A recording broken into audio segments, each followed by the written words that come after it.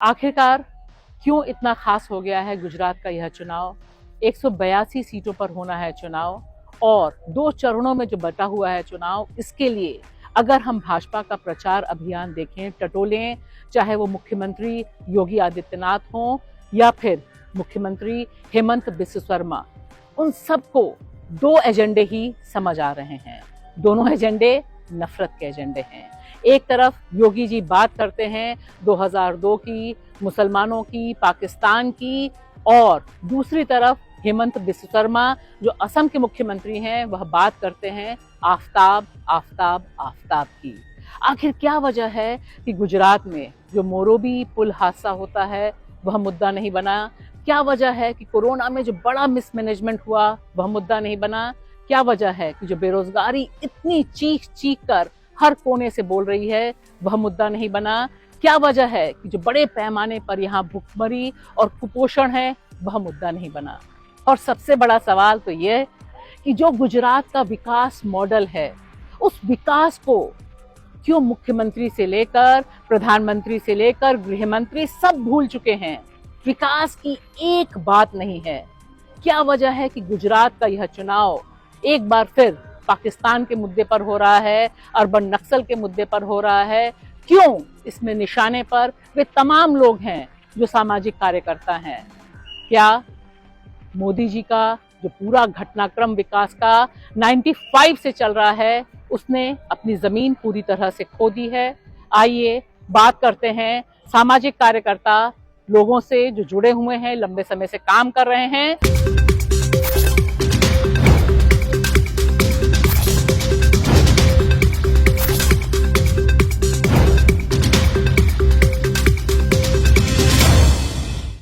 सबसे पहले प्रसाद जी, हम आपसे जानना चाहेंगे क्यों दोबारा बीजेपी को यहाँ पर कोशिश करनी पड़ रही है बार बार 2002 को जिंदा करने की? 2002 में जिस तरह से यहाँ पर बड़े पैमाने पे कत्लेआम हुआ था, गृह मंत्री अमित शाह बोलते हैं कि यह एक गौरव का मुद्दा था, हमने बहुत सी चीजों को निपटा दिया। फिर हम देख रहे हैं कि लगातार बिल्किस बानो के जो गुनाहगार थे उन्हें छोड़ा गया 15 अगस्त से। तो 15 अगस्त से ऐसा लगता है कि तैयारी शुरू है गुजरात चुनाव की।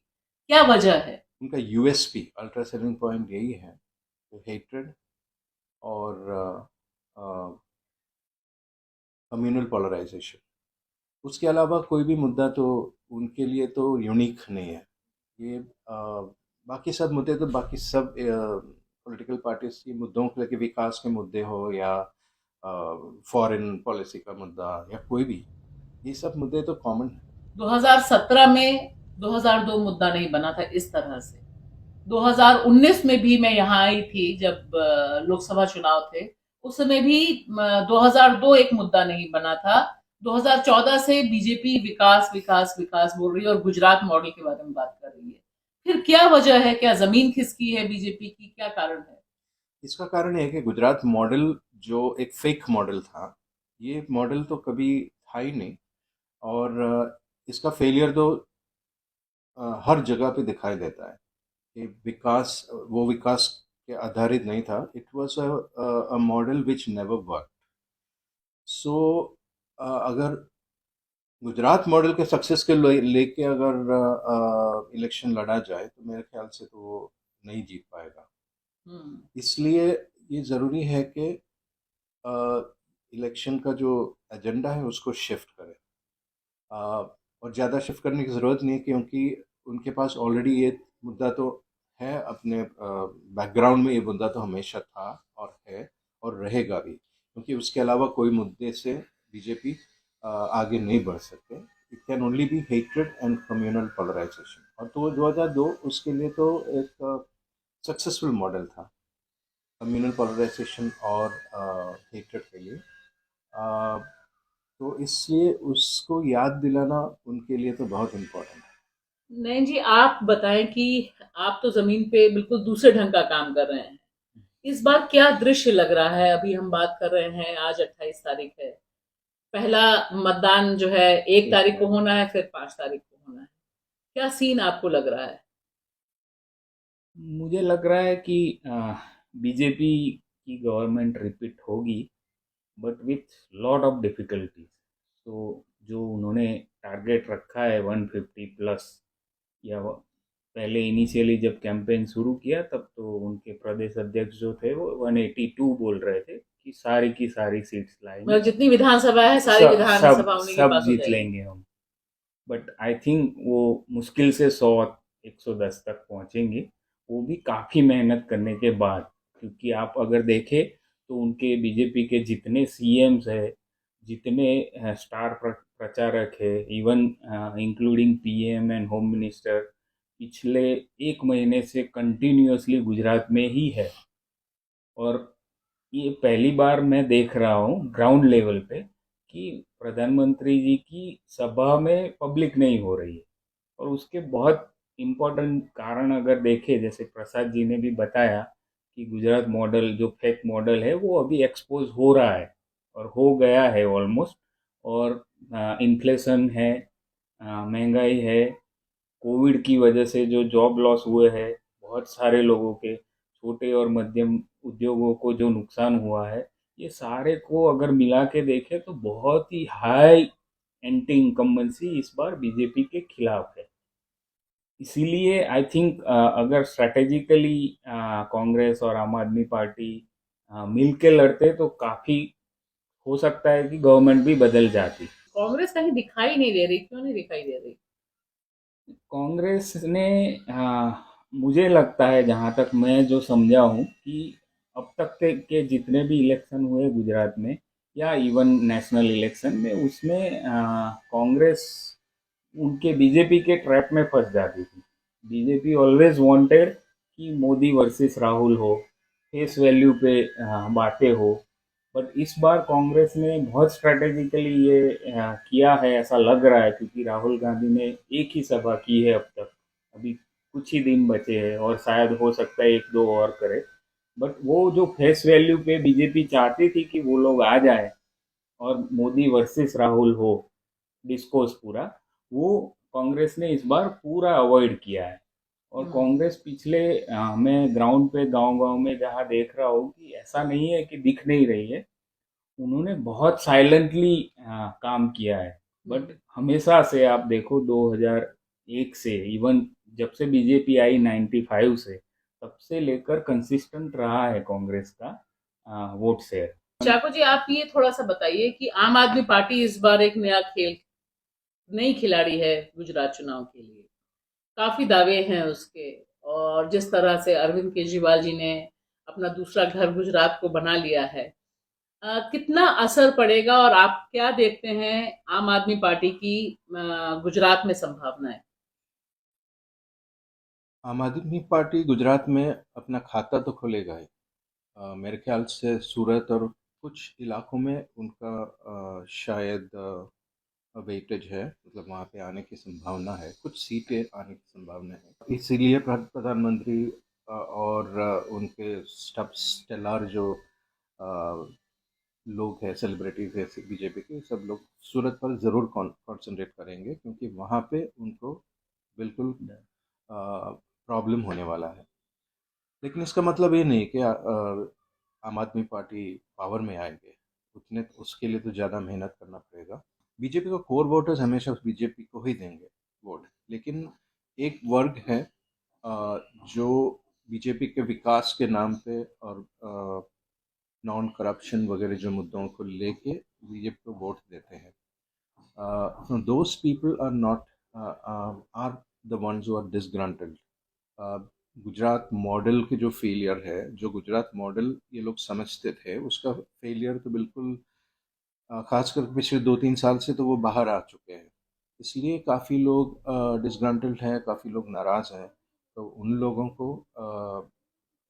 के कुछ वोट्स तो बिल्कुल शायद कांग्रेस की और जो भी विकल्प है उस उसमें जाना कोशिश संभव करेंगे है। जाने की, हाँ। जाने की कोशिश करेंगे। ये बताएं कि अहमदाबाद में अभी हम हैं, और तकरीबन ये माना जाता है कि जो शहरी 45 सीटें करीब हैं, वो तकरीबन बीजेपी की झोली में रहती है, उसमें बहुत बड़ा परिवर्तन नहीं होता नहीं, है। इस बार आपको क्या लगता है? हम अहमदाबाद में है, यहाँ पर क्योंकि एक दो और खिलाड़ी भी हैं, एमआईएम है, ओवैसी जी भी हैं, आप तो है ही है, तो क्या शहरी इलाकों में आम आदमी पार्टी का कुछ असर पड़ा है, अगर हम सूरत को छोड़ दें तो?